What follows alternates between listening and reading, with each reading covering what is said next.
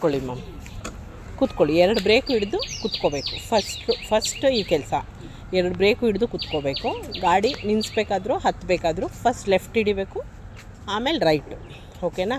ಇವಾಗ ಗಾಡಿನ ಒಂದು ಕಡೆ ಬೆಂಡ್ ಮಾಡಿ ಮ್ಯಾಮ್, ಹೀಗೆ ಇಟ್ಕೊಂಡೆ ಬೆಂಡ್ ಮಾಡಿ, ಪರವಾಗಿಲ್ಲ. ಈಗ ನೋಡಿ ಆ ಥರ ಬೆಂಡ್ ಆಗ್ತಿದೆ ಅಂದಾಗ ಬ್ರೇಕ್ ಹಿಡಿದು ಎತ್ತಬೇಕು ಹಿಂಗೆ. ಓಕೆನಾ? ಮತ್ತು ಈ ಕಡೆ ಬ್ಯಾಲೆನ್ಸ್ ಮಾಡಿ ಬೆಂಡ್ ಮಾಡಿ. Very good. ಈಗ ಬ್ರೇಕ್ ಹಿಡಿದು ಎತ್ತಿ ಹಾಗೆ. ಇವಾಗ ಹಂಗೆ ಬ್ರೇಕ್ ಇಟ್ಕೊಂಡು ಕೆಳಗಡೆ ಇಳ್ಕೊಳ್ಳಿ ಮ್ಯಾಮ್.